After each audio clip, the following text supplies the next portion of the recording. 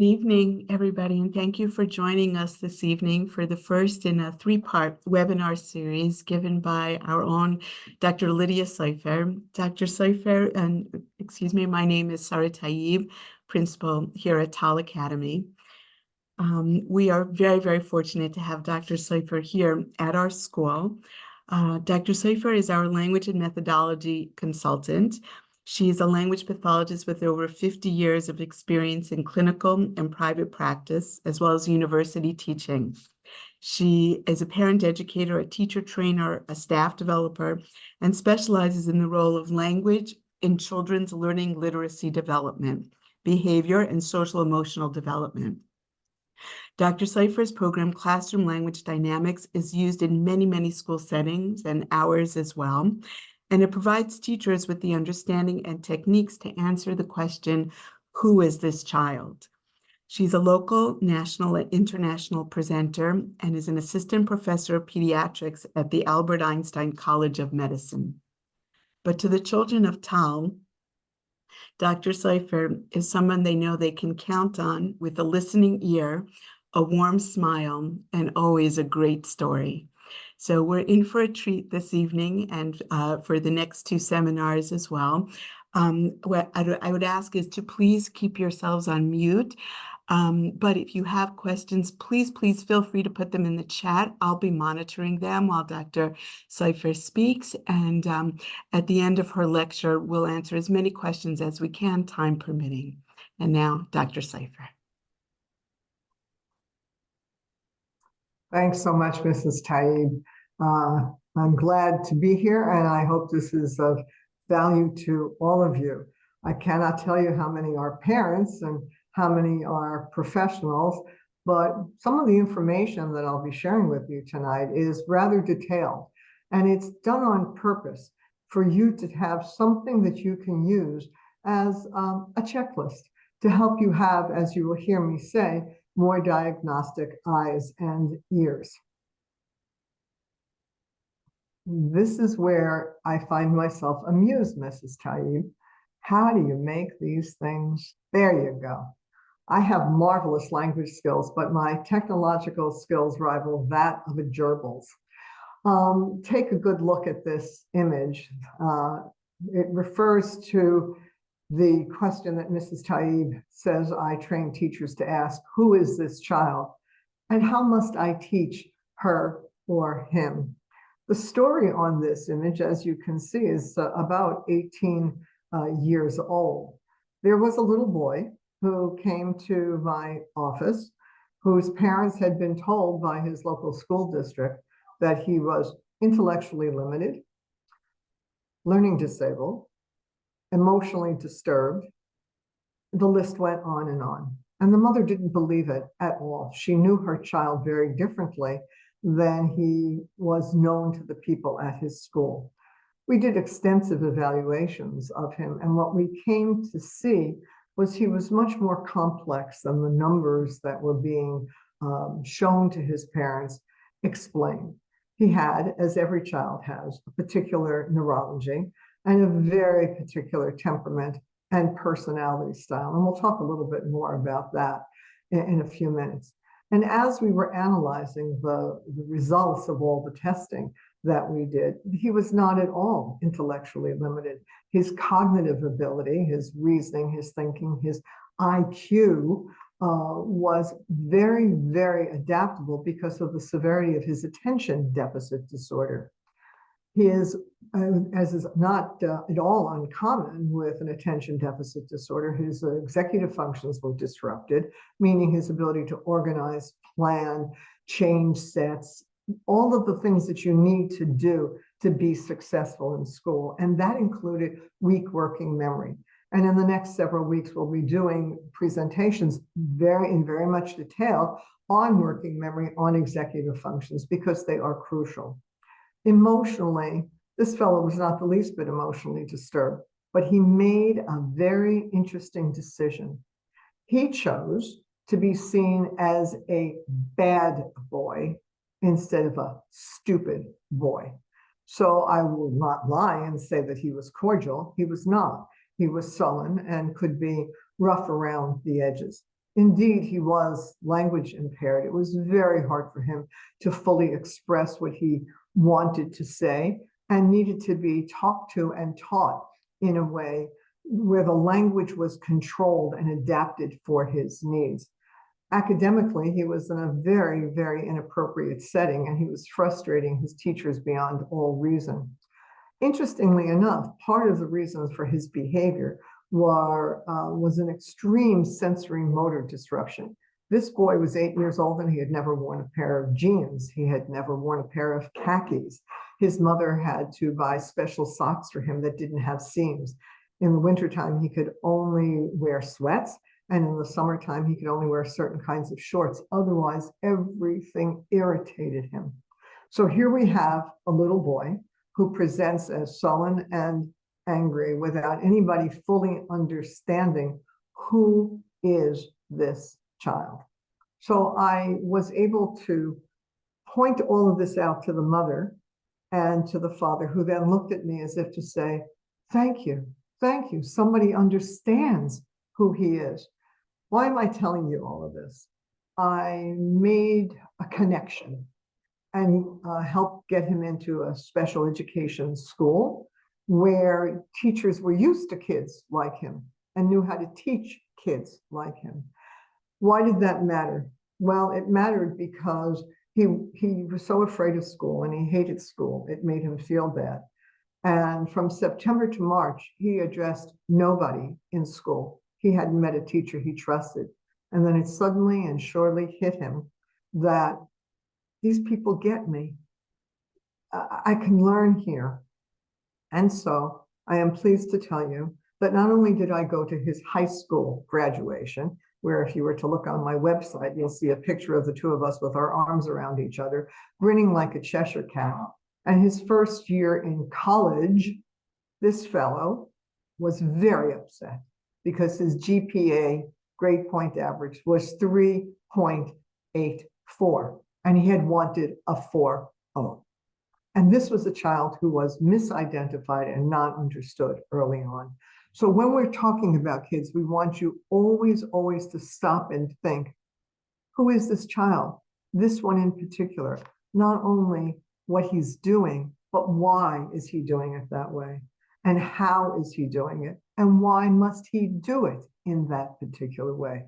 So we have to take a careful look at this youngster. Keep this in mind as you're thinking about your own child or some of your students or children that you've evaluated, because it becomes very relevant as we go forward. So what we're going to be talking about now is how to develop diagnostic eyes and ears. So the whole notion of he'll outgrow it when is a favorite topic of mine. As Mrs. Taib mentioned, I train residents and fellows in pediatrics and in neurology and psychiatry at the Albert Einstein College of Medicine. What they don't know is that I get a listing of their names before we meet. And I always say the same exact thing to them, and I want you to think about this. I say to them, if you ever tell anybody's mother or father, oh, don't worry, he'll outgrow it, and you can't tell that parent what it is and when it will be outgrown, I hold up the attendance list and say, I've got your names. I will find you. Right? I want them to understand that unless you can define what the delay or difference is and when it will be outgrown and what will help it to be outgrown, you shouldn't say that. I come from the school of better safe than sorry, because there's a simple truth. You will spend or waste more time and more money on foolish toys and games than you will on getting early, appropriate, high-quality intervention. And if it comes to pass that the child, your child, the most perfect child in the world, who looks exactly like you and is gorgeous, didn't need that intervention, so what? Because she'll throw away more money on toys that they stop playing with after a little while. What I want you to remember is the time that my sons got a giant hobby horse that bounced up and down. They bounced up and down and rocked back and forth on it for approximately a half hour. And the rest of the time, they made a fort, they made a hospital, they made a school, they made a tunnel out of the box in which it came. So early intervention of high quality is important because we don't, unless we can say what it is and when it will be outgrown, we need to be involved in intervention. Our focus tonight is on the idea of language. I'm not talking about French or Italian or Hebrew. This is true for all languages, okay? What we know is that oral language, and you'll see this again later, is the foundation of literacy, all right? Listening and speaking come before reading and writing.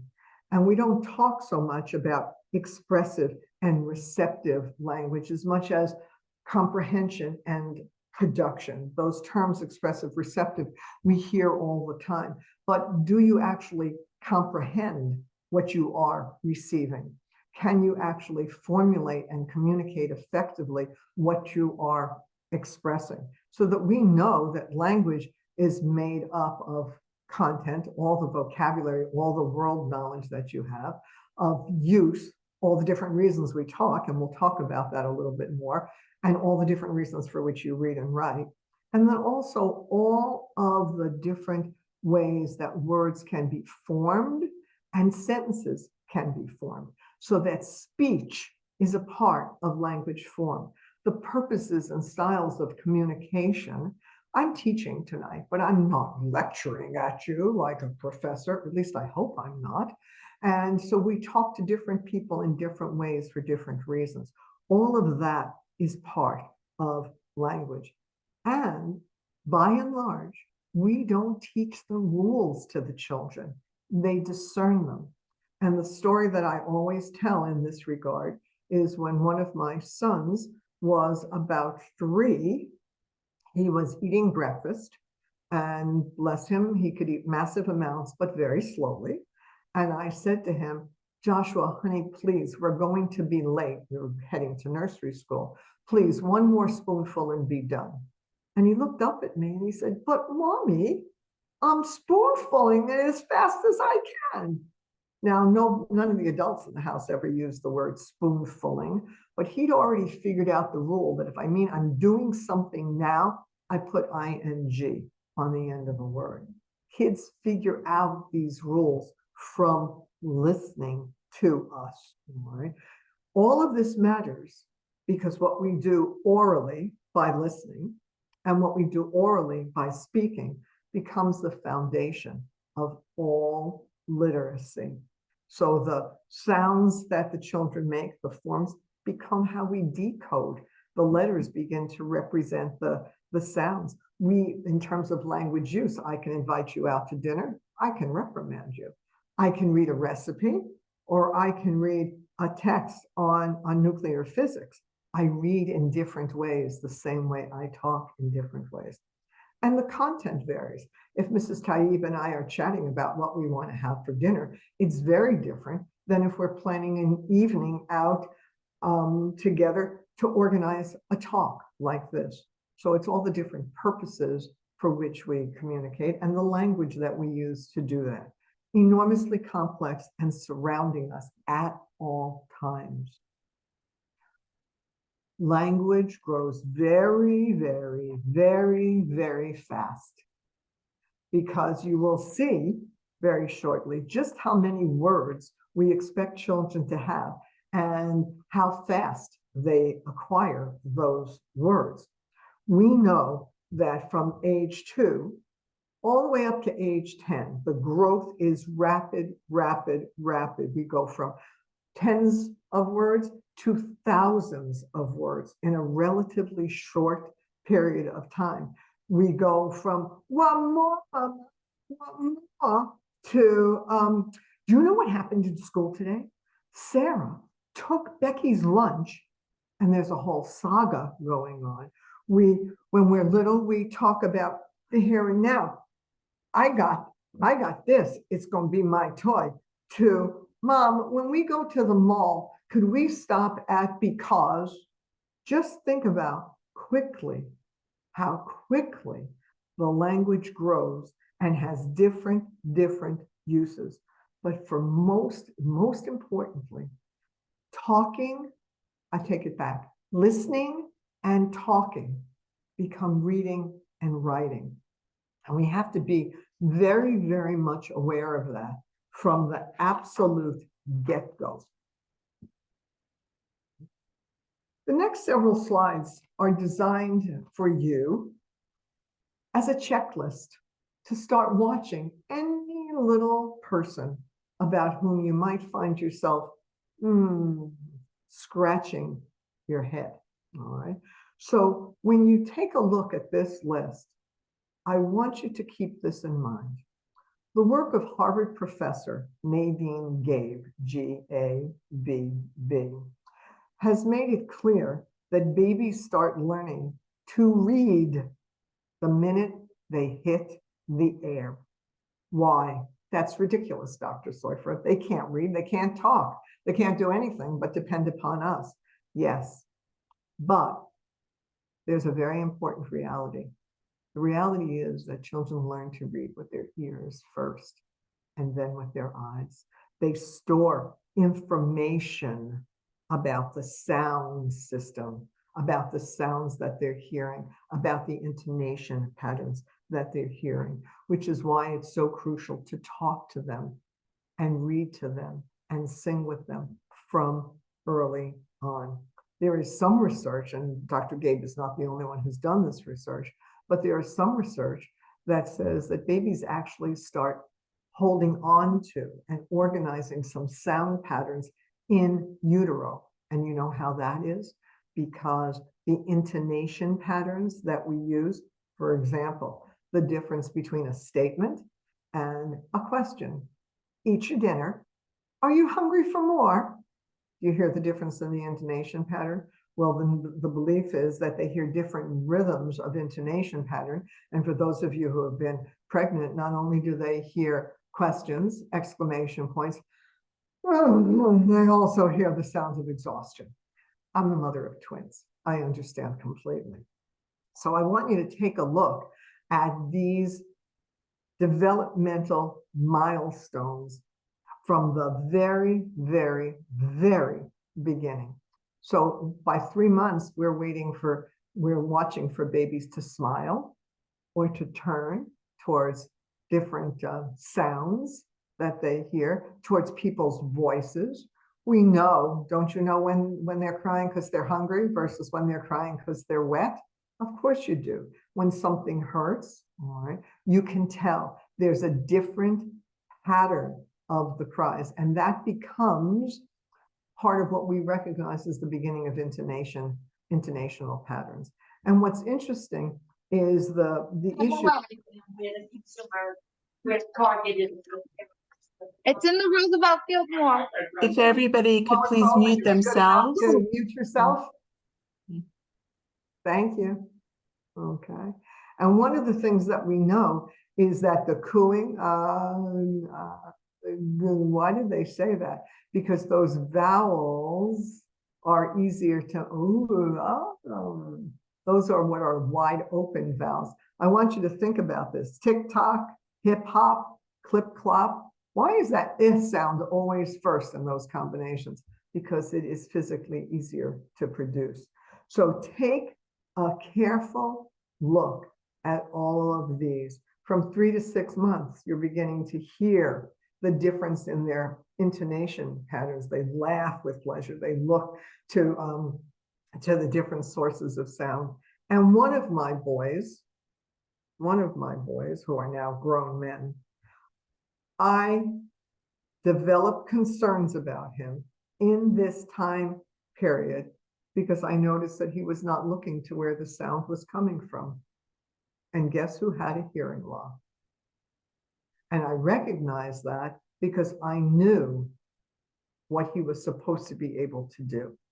So I want you to have this information, 6 to 8 months, the variety of sounds, that you can say the sweetest thing to them, but they're really responding to your intonation pattern, which is to say, you are the funniest looking baby. You have such a fat nose. The kid's going to smile. Kid's going to smile because your intonation pattern is a positive one. They can't interpret the words at that stage of the game. But I want you to look at that list. Facial expression to convey meaning. How many of you have seen a baby go, well, they already have the signs of the different emotional words that they are going to acquire over time. And by 8 months, they're shaking their head, all right, and already waving bye-bye. My kids tease me endlessly. Mom, you missed a baby. You missed a kid, because they know I can't resist talking to them. And you can say the silliest things to babies as long as you use the right intonation pattern. And it keeps on going. Hold on to these as a bit of a checklist. For those of you who have any concern, for those of you who are anxious by nature and just want to keep track, or if you have a concern, to be able to talk with your pediatrician about it. All right. So look at the pattern. By 8 to 10 months, you can see you're listening for different consonant sounds. They answer to their name. All right. They try and imitate different sounds. And you know, those first words show up before they're one. All right. Mama, dada, the jargon that they use has the intonation pattern of the language that they are speaking. One of the things that I love about peekaboo is that it is international. Babies play peekaboo everywhere in the world. And you see that? Look at that list. Use that. They recognize their own name. They know about more and more familiar objects. It makes a big difference. And you can say, because those intonation patterns make a difference. And part of what happens is sometimes you get, and other times you get, but it's the intonation that says, don't you do that, my darling. Okay. By the time they are 12 to 18 months of age, and there was a standard joke among my friends, I stopped counting the boys' words when they had 100 words. And that was at 17 months. So the standard joke was everybody else should save for college, but Lydia, you should save for psychiatry, because they were sure I was making my kids crazy. So what? I wrote all the lists down. So what? They're 33 years old and I still have a file with their first 100 words. Believe whatever you want to believe about me. I don't care. They're very happy, successful young men. But look at the pattern. This is when I don't want to hear, oh, don't worry, he'll outgrow it. Mine didn't talk till he was 3. I don't take chances, because you don't get that time back. All right. And my favorite body part with all little kids between 18 months and 36 months is belly button. Because there's something about belly button that they think you're going to tickle them. Show me your belly button. Where's your elbow? Put your elbow in your belly button. You want to see if they can do those kinds of things. So look at that list. And I warn you, all right, don't make yourself crazy and don't make the kid crazy. Just watch and listen and take notes for yourself. And if your pediatrician thinks you're nuts, so what? All right. Now, there's also, remember, the language use, the communication skills. Even when they don't always have the words that they're going to acquire, early communication skills, often called pragmatics, is how well and effectively we communicate with others. And babies begin to wave early on. They know how to gesture, and they know the vocal intonation patterns that says, I don't want to. All right. So I want you to take a careful look at this list. All right. I don't want to. And then by the time they're a year and more older, I want you to take a careful look at that list. Initiates turn-taking routines. because conversation requires taking turns. And when you talk and then stop, and she talks and then stops, and you talk and then stop, and he talks and then stop, you do a lot of that with eye contact. It's your turn, because that skill later makes for good use of social language among children. 15 to 18 months, controls others. No, no, stop that. Don't, that mine. All right. And by the time they are older, coming up on 2 years, they use language to initiate. All right. They talk about what they're playing, even if you can't understand it, but they're making some comments. And this is where I warn people very, very, very firmly. Be careful what you say in front of them. All right. Go on YouTube and look for the 18-month-old, maybe she was 20 months old, who could not get into the little toy car that she wanted to drive. And when you hear what she says, you will be very careful what you say within earshot. I'm warning you, be careful, they're listening. All right. They're only babies. No, they're not. No, they're not. Yes, at one level, they're only babies, but they're already learning. And I have to be honest in saying that I very much appreciated that the pediatrician put Joshua's finger in his cheek because it made him look particularly adorable. But the truth of the matter is, yes, they're only babies and they're dependent upon us. But as language learners, as pre-readers, as pre-writers, as pre-students, they are acquiring and accumulating information very, very early on that they're going to need. Be alert. Remember what I told you. I identified the hearing loss very early on, and it made a world of difference. Between 18 and 24 months, look at that list. All right, look at that list. Look at all of the things that children are able to do. They understand many more words than they can say. They speak more than gesture now. No more that. They want to hear the same story a lot of times. They've already learned the intonation patterns for that. All right. They can shake their head to answer questions. And they're beginning to use verbs and verb forms. Now, because I can't see you, I have no idea how many of you might have some difficulty sleeping. If in fact you have difficulty sleeping, I refer you to a brilliantly written dissertation by, what was that woman's name? Oh, Soifer, Lydia Soifer, who wrote a dissertation on the use of what are called proverbs, not proverbs, but proverbs. Do, go, make, and get. Because you see, at 18 to 24 months, they can start using those words for just about every action. But by the time they're 4, they're supposed to have a repertoire of many, many more verbs. And what I noticed then was that children who were delayed in language development were reliant on these proverbs, did not use specific verbs as much as other children who were developing more steadily. Right? So keep your ear open. Again, they talk about the here and now. They can point to body parts. They imitate play. I want you to look at all of these with a studied eye, and don't make your kid more neurotic than you're already making your kid, just by virtue of being his or her mother, but to watch if you have any concerns for these kinds of things. All right. So keep your eyes open. Right? At 2 to 3 years, we are now look at all they can do.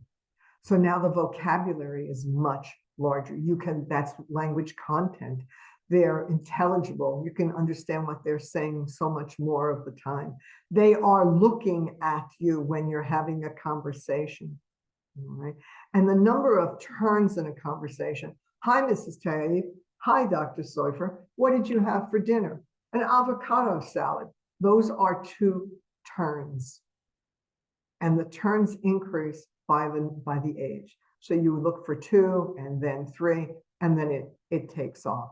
All right. So what happens with kids who have Spilkus and can't sit still for 10 to 20 minutes to listen to a story? They want to play, they don't want to listen. You know what I tell parents? Let them play on the floor, sit next to them and read the story. Sit next to them, read the story, and comment on it. Why? Because you are plying them with vocabulary when you're doing that, all right? And introducing them to books. You cannot go wrong by reading to them, by talking with them about what you're doing. All right, I'm going to change another diaper today. You know how many diapers I've changed today? And soon you're not going to have to wear them anymore. And who's going to have a happy mommy?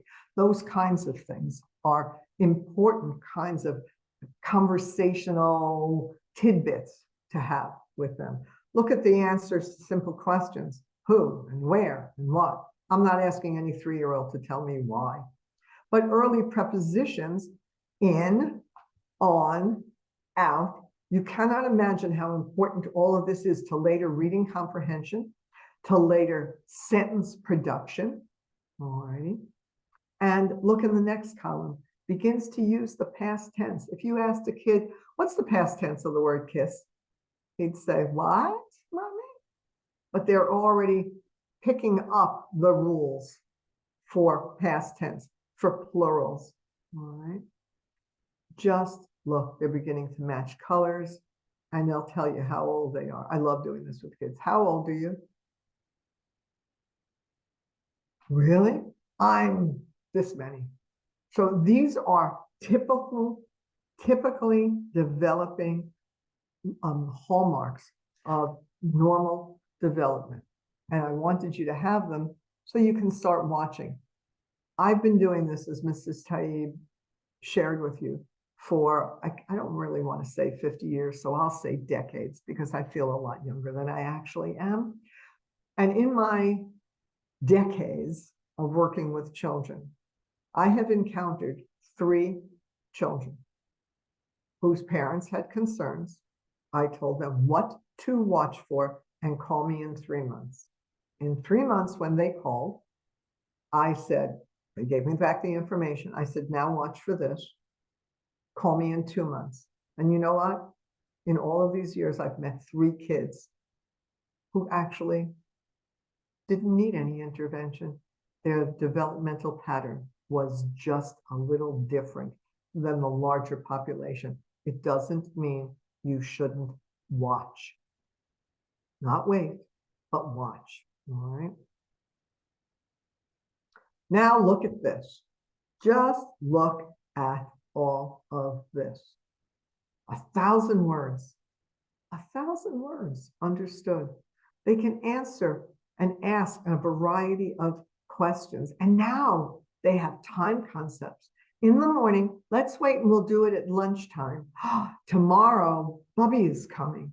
So when you wake up in the morning, it will be tomorrow and Bubby will be here. They've begun to understand words about where they are in space. And there's the grammar. 3rd person singular. Just look what they're doing. And now they can tell a real story.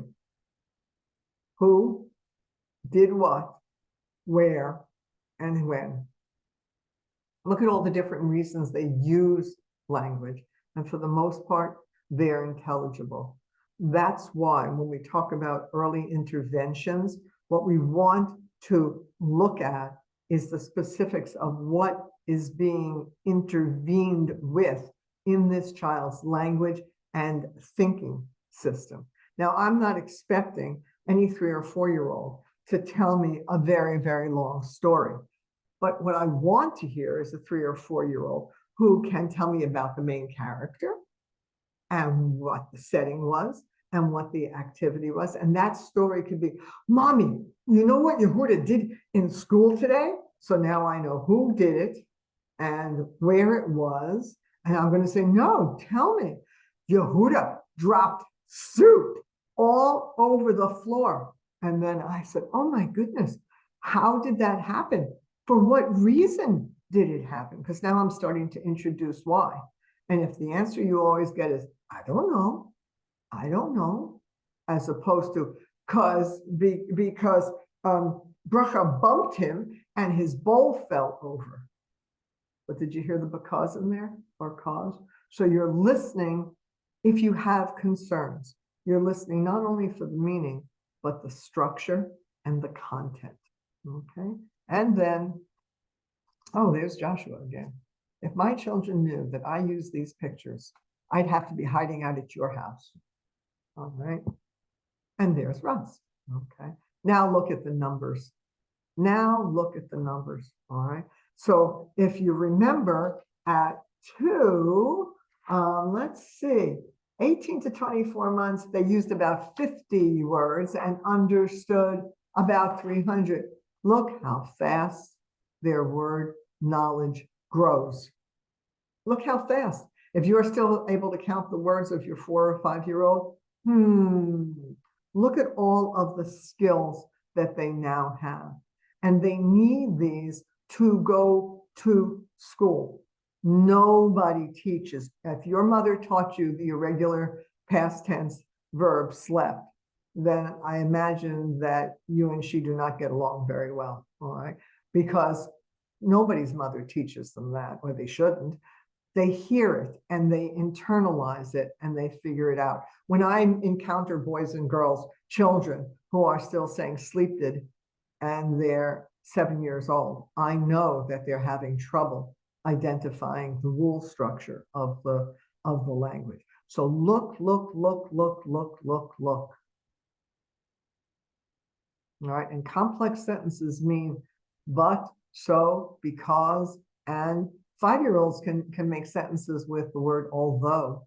They may not be able to explain why in so many words, but they can create those sentences. And the dramatic play is very important because it shows us their early storytelling concepts. So I'm focusing on these early years because by this time, they have to have solid foundations for social purposes, for emotional purposes, and for academic purposes. All right, so let's keep on developing these diagnostic eyes and diagnostic ears. Ah, there they are again. Please don't tell, okay? Now, what I want you to look at with me is this. What are some common symptoms, some evidence of very specific language problems? And the one, any of you who are over the age of 40, 45, if you're having word finding difficulties, well, welcome to my world, all right? But I say this all the time. Children are never supposed to have word finding difficulties, which means, Mommy, can I have that thing? Where did you put the stuff? Thing and stuff here at TAL, it's a standing joke. If one of the kids uses the word stuff, somebody's going to turn around and say, Dr. Soifer doesn't like that word. Be specific. So that's often what we see in kids with underlying language problems. They'll choose the wrong word. They use the same words over and over and over again. And where it says narrow, more concrete meanings for words, one of the ones that I remember very, very dearly is a youngster, a teacher said to her, thanks, Cookie, meaning sweetheart, darling. And the kid looked at her and said, I'm not a cookie, because she didn't understand it to be an endearment. When kids don't understand multiple meaning words, for instance, duck, meaning or whoops, all right? Those kinds of words, bark, the bark of a tree. Trees can't make noise, only dogs bark. I want you to be alert to those kinds of things. When you put corn on the cob on the table and say, here, have an ear of corn. Mommy, corn doesn't have ears. So you want to be alert to multiple meaning words, all right? And the other one that's important is being able to categorize which words go together, all right? For instance, can you group all the fruits and all the transportation? Tell me some different ways we travel, different transportation. Now tell me all the different fruits you know. Now I want you to stop and think. Think of fruits that are yellow. Can you group those? So when you're in the supermarket, you can do that kind of activity with your child. These, you want to keep an eye out for all of these. And by the way, what is, and we'll talk about it in a little while, there are ways to formulate questions for your child's teachers. And we'll talk about that in a minute as well. All right. So these are, again, the language form, the sound system, the grammar, the word, the sentence structure, and the word structure. And I think what you're looking for here is who did what to whom, where. All right. So Mrs. Taib, she did that over there in the other place. That's where we're finding difficulties that make it hard for us to understand what the child meant. And it's also, if I say to you, the lion that the tiger bit jumped over the fence. Who jumped over the fence? The lion. Doesn't matter that the tiger bit him. All right. So you want to listen, because I've given you some of this background of what is more sophisticated language. What I don't want to hear from any 5-year-old or even from a 4-year-old is, him don't eat that. Because they're supposed to know he doesn't eat that by that time. All right. And so I want you to be alert to all of these skill sets that naturally develop in children. And where it says difficulties and activities of phonological awareness, remember the old phonograph? I know that vinyl is coming back, but phonograph, phonological, has to do with sound. And the ability to learn to read is based on your ability to discern different sound patterns. So in the years that I was at another yeshiva in Brooklyn, I used to do the name dance with the children. So in those days, I was called Mara Liddy, and I would tap out my name by dancing, Mara Liddy. And I would watch for the kids who could syllabicate their own names or not, because those are early alerts to kids having trouble recognizing word structure. And you have to recognize that in order to learn to read. Oral language to your ears and from your mouth is the foundation of all literacy. And what we want is for our kids to be able to read and write effectively. And then, remember, we talked about content, use, and form. And in fact, if your child can't take turns, if starts a story in the middle, doesn't change what he or she says according to the demands of the situation, and doesn't know how to talk to different people in different ways, by the time they're kindergarten age, they're telling you something about their social uses of language. So keep your eyes wide open. I've given you a checklist. All of those that we on the previous slide are things that you can watch for, behaviors for which you can watch. All right. Now, you know what I just did? I wonder how many of you heard me. Things that you can watch for. Things, nondescript word. I replaced it with behaviors. And when I went to the New York City public schools, you did not end sentences with a preposition. So I rephrased from things that you can watch for to behaviors for which you should be alert. I can't help myself. I'm an old grammarian, all right? But I can do that and hear that. Here are what I want you to be alert to, all right?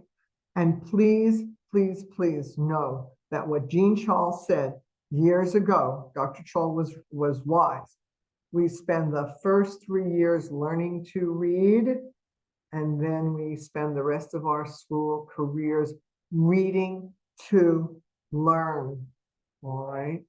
So what you want to watch for is kids who are very effective socially because they can tell people what to do with their hands. Yeah, go do that. No, over there. And so their communicative skill is better than the quality of their language. And then how much effort does it take for Micah to be learning? Oh, he's getting better. He's trying harder. All right. Look at those. Look at those. Those are the kinds of questions that you want to ask of your child's teacher. All right. See these?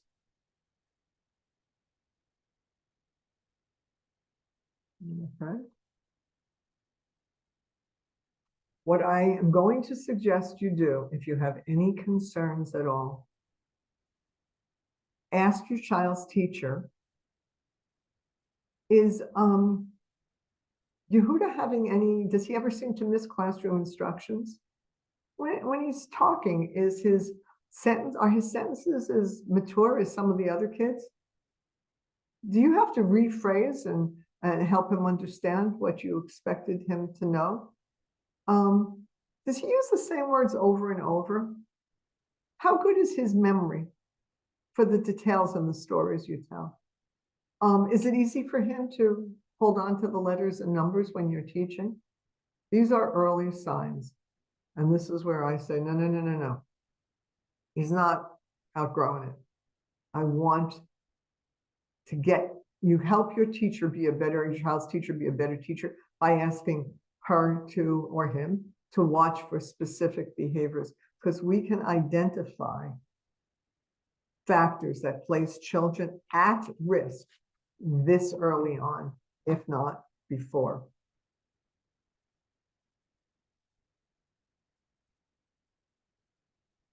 I'm just getting all of these filled in.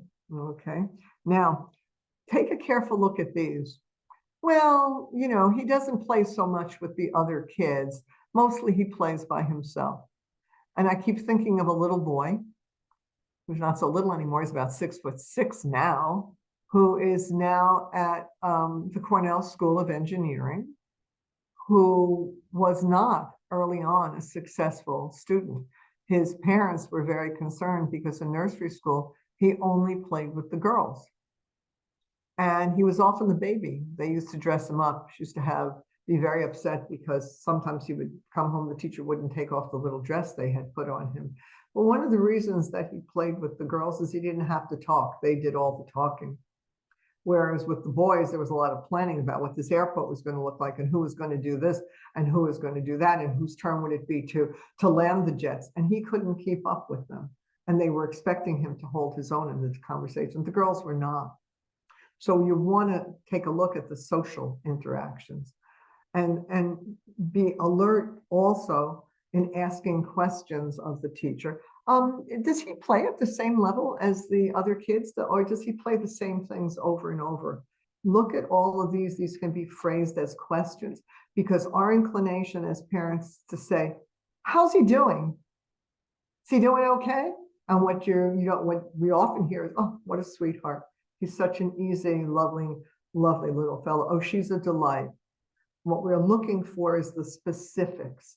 And that's why I gave you this list so that you can phrase your questions so that the teacher is thinking specifically and looking at your child in a particular way. All right. And where it says putting ideas or activities in expected order, that's about sequencing. Think about it in a recipe, the importance of the sequence. All right. And in learning, there are sequences that we have to follow. In reading, we have to follow a certain sequence. These are early indicators of difficulty with sequencing, which will cause learning to be harder for many of the children later on. So these are deliberately organized this way. If you see it or have a concern about it, ask the question of the teacher very specifically, because how's he doing? How's he doing doesn't give you an answer of the kind that you need. Why do we worry about color names? Because there is a skill called rapid automatic naming that is crucial. Being able to name colors, for example, very, very quickly. That is crucial to learning to decode, to read the words off the page. All right. And so the trouble remembering classmates' names, word finding difficulties, problems learning nursery rhymes, those are all matters of retrieval, of memory, of readiness to access of information. All right. And then at the bottom, short attention span for language-related activities. In plain English, that means when the kiddo has to listen for extended periods of time, he gets incredible ants in his pants. And or you see this behavior. All right. So I want you to think of these if you have any concerns. All of this leads to reading. And what I want you to keep in mind, I've said it before, I'll probably say it 2 or 3 more times. Oral language is the foundation of literacy. All of these concepts, all of these words, all of these sentence structures and the ideas within the sentence structures, all of these patterns are precursors and foundational skills for learning to read. All right. And take a careful look at this next slide. Please keep in mind that reading is a language-based skill. And there's 2 crucial parts to reading. One is decoding, figuring out what the letters stand for. We do not read the letters of the alphabet. We make the sounds that the letters stand for. Nobody looks at the word B-A-G and says B-A-G. Because B stands for ba, and A in that form stands for and G in that form stands for G. Because sometimes G is a J sound. All right. And sometimes B is silent in the word de. So early on, decoding what sound is that letter representing so that I can figure out how to say this word. And do I understand what the word means? And if I do, then I am reading. All right. Now, what I want you to be alert to here is the pre-literacy skills. Look at that list over there. Just look at that list. Oops. There you go. Recognizing patterns of print awareness. Okay. Which way did we read? I have trouble reading on an iPad because my inclination when I get to the end is to go up this way, to the right, not back to the left. Which way? What is print awareness? Knowledge of the alphabet. Now, let me make it very, very, very, very clear to you. I am not ever impressed by 2-year-olds who can recite the alphabet. You know why? As my late colleague who studied with Jean Piaget himself once said, if you give me enough time and enough birdseed, I will teach a pigeon the alphabet. Reciting the alphabet is not the same as learning to use the letters of the alphabet to represent the sounds of the English language or whatever language you are learning. Because you know what? In English, there's 26 letters, but there are 44 sounds. Okay. There's a lot of different patterns. So reciting the alphabet, including that giant letter, elemental P, you know that one, elemental P, all right, doesn't help you unless you know the sounds that go with them. So you can teach a pigeon the alphabet, and that's important to know. They recognize the letters. And again, the sound, phonological awareness, what I look for early on. When I encounter 3-year-olds who can't recognize rhymes, little red flag goes up. I do that in all the nursery rooms. I want them to be able to recognize rhymes. And I don't care if it's not a real word. I need them to recognize smelly belly, all right, telly jelly, funny bunny, so that they hear the pattern. Remember, you learn to read with your ears. Alliteration, for those of you who don't remember, is little Lydia looks lovely. Excuse my hubris, little Lydia looks lovely, but recognizing that all the sounds go together. And segmentation, being able to break, that's what I was telling you before I do the name dance. Mora, Lidi. Can they do that? Or do I get Mora, Lidi? Because you have to be able to do that to read the words, to decode literacy. These are all underlying skills that the children need. And so we watch for these behaviors. The kids should be able, by the time they're 4, to count how many syllables there are in a word. Belly. And it makes a big difference if they can do this. By the time a child is 5, he or she should be able to count the number of sounds. B, E, O, E. Because they have to do that in order to learn to spell. Okay. And we honestly, by the time they're 5 or 6, they're already counting the sounds. They can identify the rhymes. They can tell you the first sound, the last sound. They can match sounds. These are games that I used to play with my kids in the car, believe it or not. Okay. I know. We save for psychiatry. You save for psychiatry. Ready? And here they are growing up. What I want you to know is that oral language foundations of literacy, because the sounds become letters, the letters become words. Understanding what you hear becomes understanding what you read, and saying what you mean becomes writing what you intend. I had 2 boys come to me today, so proud. They actually look several inches taller than they actually are. Dr. Soifer, look what I did. And they held a piece of paper where they had written, these are 9-year-old boys, incredibly complex sentences about Ahasuerus and the Purim story. And I'm telling you that those kids could not write sentences like that months ago, but they were directly instructed. They've been learning to say and then convert what they say into what they write. All right.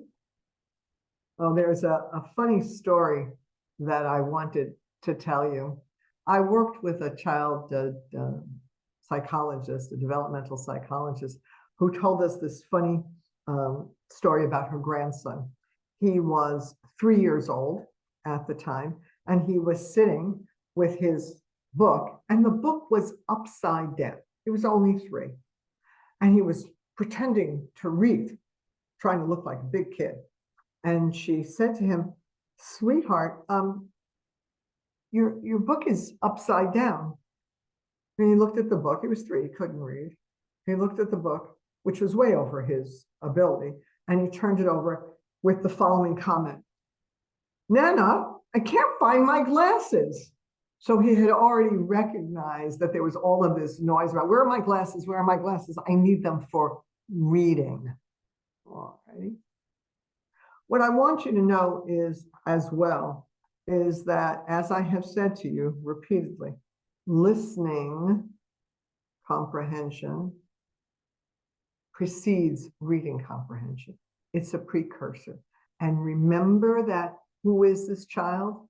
Listening comprehension requires that you can focus and pay attention, hold on to information in your head, that you understand the rules of the language, that you have well organized information in your head, and you can find it when you want it. All right. And you know why that's important? Because many years ago, I asked a little boy with whom I was working, and this is a long time ago, and some of you may recognize this particular weekend. It's coming up in a couple of months. I asked him what he did for the weekend. And he said, "Saw the guys like ducks." Okay, I thought, the guys like ducks? Yeah, there were so much of them. And I said, now I'm playing, 20 questions. "Oh, really? Where were you when you saw them?" "We were in the Bronx, And in the Bronx, for those of you who are unfamiliar, if you live in Brooklyn, when you go to Manhattan, you say you're going into the city. When you live in the Bronx, you say you're going downtown if you're going into Manhattan. So I said to him, where did you see those guys? And he said, downtown. I said, oh, and what were you doing downtown? Oh, we went all of us in the train to the airplane boat. You know what the airplane boat is, don't you? It's the Intrepid. And that weekend was Memorial Day weekend. And you know who the guys who looked like ducks were? The fleet comes in to New York on Memorial Day weekend, and the sailors were in their dress whites. So the guys who looked like ducks, because this little boy had one giant system for everything related to water, not sports, not people, not jobs, not transportation. One giant package he had stored without organizing it. So when he went to find the word sailors, it wouldn't show up. Guys who looked like ducks.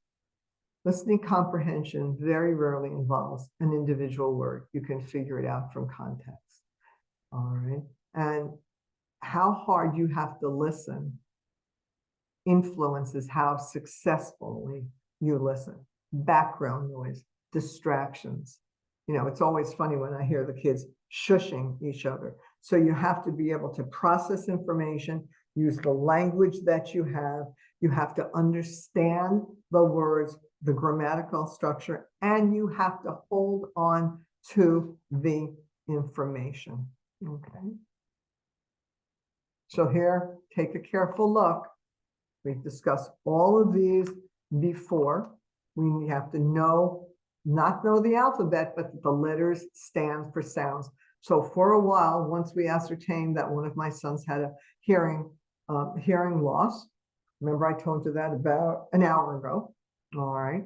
What we did in our house was we made charts. So we'd have a big chart that had a capital B, lowercase b, and we went around every time we would hear a word that started with the sound of the letter B, like beet or banana, we wrote that word with the B in blue and the rest of the letters in black and put a picture next to it because I was starting to train their ears.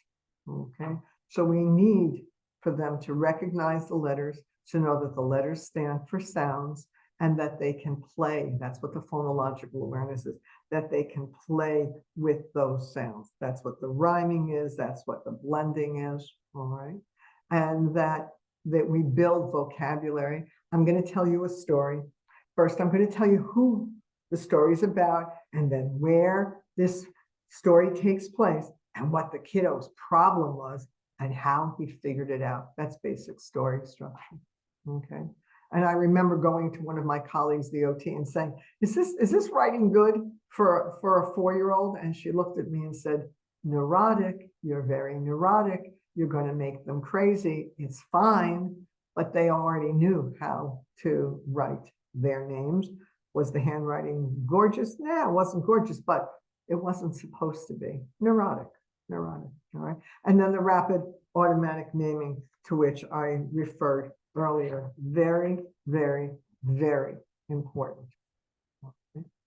All of school is language-based. It's just that simple. All of school is language-based. Language is the vehicle that drives the curriculum. All right. And what I tell people all the time is that the language that you use should be adapted or adjusted to the level of the child's understanding. Many years ago, I was part of a group of people working with a brilliant developmental pediatrician who at first we thought the late Dr. Taft was being peculiar because when we would go out in the waiting room with him, he would stand and watch the kid. Just watch for a little while. watch the child play, watch the child interact with his mother or with other children. And then Dr. tapped, and I learned to do this, which was much easier before I had arthritis in my knee. But I would watch Dr. Taft approach the child, bend down, not make eye contact, and start commenting on what the kid was doing with that toy or play. But he never, ever, ever had a child not respond to him. And I'm not tooting my own horn, but in all of my career, I've never had a child not talk to me because of what Dr. Taft taught us. What he taught us was this. I have the chart. It says that little Sarah Taib is 5 years and 8 months old, but I'm watching her and I see the way she's playing, and she's playing like a 3-year-old. So I'm going to talk to her at that level. And I have had parents say to me, "What are you doing?" I never heard her talk that way, because I'm talking to her not at her age, but I'm talking to her at her developmental level. And that's how you get a better interaction with a child. So you can learn to see what he or she does or does not understand, and at what level to approach that youngster to bring him or her to the next level. Because when you talk to a kid who's 5.5, but is playing like a 3.5 or 4-year-old, and there are norms on levels of play, you're talking over that kid's head. As we come to a bit of a close this evening, what I want to help you alert to is under federal law, children are entitled to modifications in their IEPs or in their school programs. They are entitled to support, and they are entitled to accommodations. From my perspective, this is a very, very, very important difference. I don't want to modify so that the kiddo has to do less.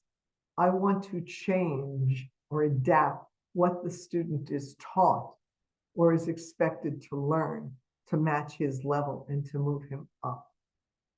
I don't want to support him so he can do his work, but not necessarily independently. I want to contribute to the way in which he learns by adapting my language, my pace, how often I teach and reteach, the way I teach, so that I am contributing to his learning process. I don't want to accommodate and enable someone not to do what he could learn to do. I want to assist and teach him in a way that he can learn. All right. And so I want to adapt, contribute, and assist towards greater levels of independence. I don't want to make it easier without knowing where I'm taking that kid next. I don't want to support him so he doesn't have to do it himself. And I don't want to accommodate so he only has to do parts of it. I want to teach him what he needs to do, how he needs to do it, and why he needs to do it that way, so she can learn. And if I have to back up and slowly build forward, I will. I want you to be alert to this as well, please. Many children are included, and there was all good intention in doing that. When I attended the New York City public schools back in the day, I'm not going to tell you what decades those were, the kids who learned differently were typically children who had limited intellectual ability, and those kids were in the basement in a special class. That's gone. But look at that. I don't need to read it to you. What we know is when children have special learning needs, they need to be taught in the way that they can learn. That's our mission here. That is the mission of every special education school in which I have ever consulted. So yes, we can include them. Yes, there can be co-teaching, but are we actually teaching them in the way that they can learn, or are we modifying, supporting, and adapting so that they can function? There's the law and there's reality. And there's a very big difference between eligibility for special services and the need for them. And we have to be alert to that. That's why schools like our TAL Academy exist, because we teach the children the ways in which they can learn, because everybody is trained to do it. It's a tough road to be in mainstream schools when you have a different learning style and pattern. All right. So what we're doing is this. We want intense, frequent, and early intervention. Not just good enough, but intensive. See, because what I want is to get them when they're young and build their skills. I want specially trained teachers. I am licensed in this state and in the state of Connecticut as a language and speech pathologist. That entitles me to diagnose and treat every form of communication disorder plus in children and adults. But you know what? I don't know how to.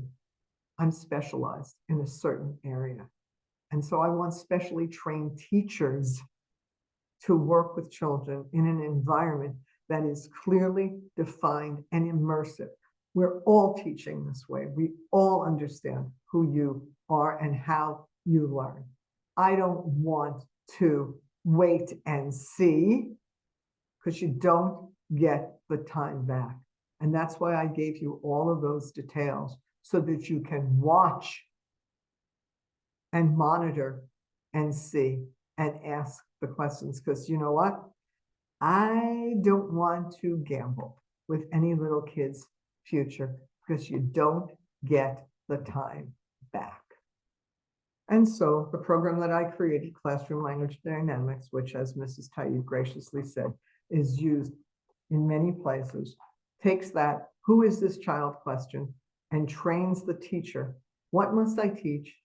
How must I teach it? And why must I teach it this way to this child? I have used the content to teach the kid skills so he's independent. And concurrently, we teach the children about the way they learn best, so that they can truly become their own advocates. All right. What do I have to do? How do I have to do it? And why do I have to do it that way? To organize this essay. What skills did I learn? How do I have to use them? And why do I have to use them that way? Because otherwise I get confused and my essay's a mess. And if I do an outline first and plan some of the words, it comes out a whole lot better. So this is very, very overt. And what I say all the time, and it is an extension of what I just said before, I don't gamble with any kid's future. I don't gamble at all. Don't buy lotto tickets. Atlantic City means nothing to me. And you know why?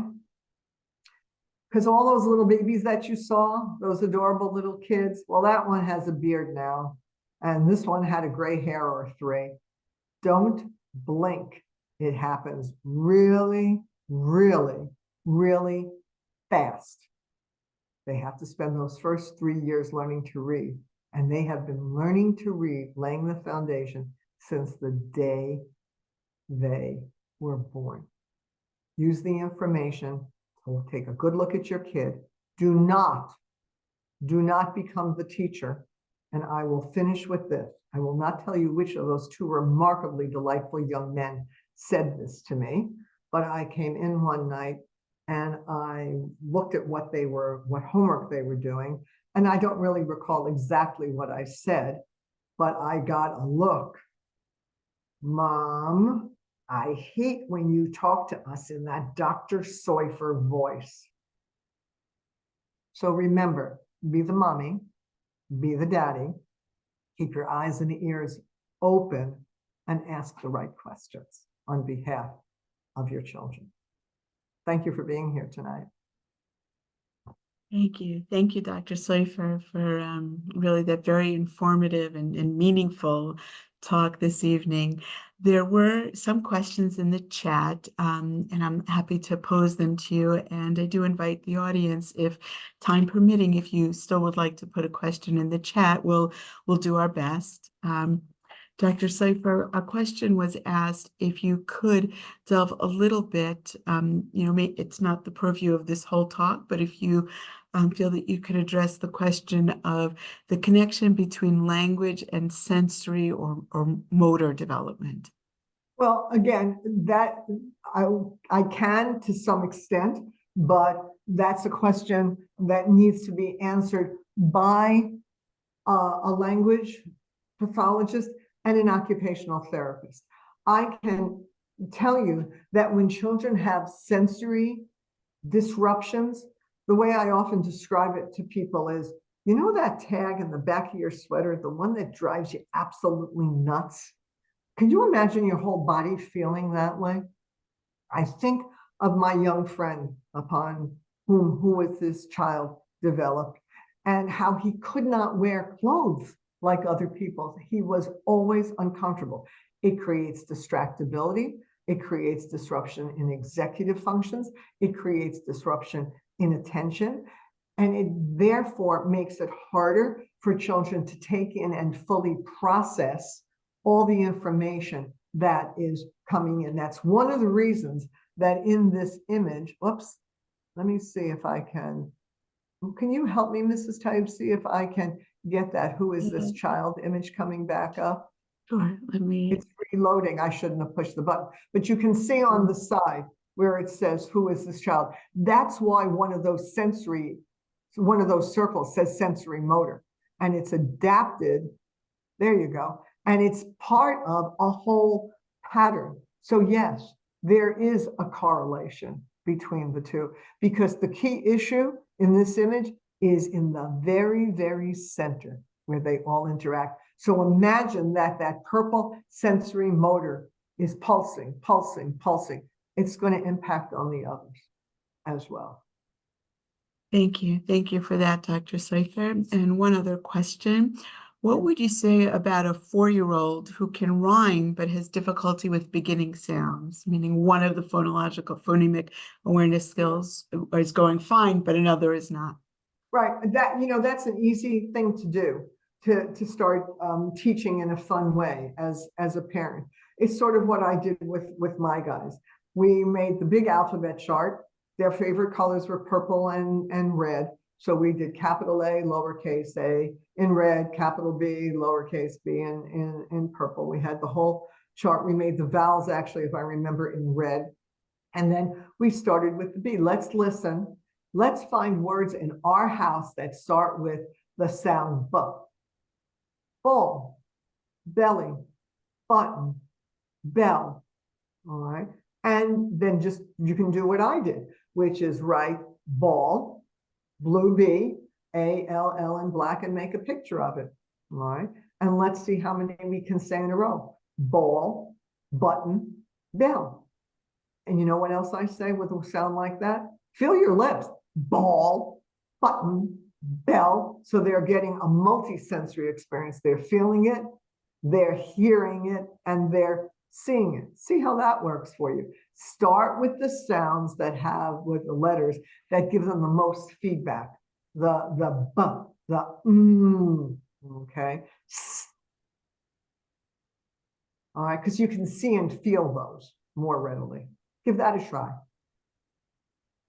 Thank you. Thank you, Dr. Soifer. So there are no more questions in the chat right now.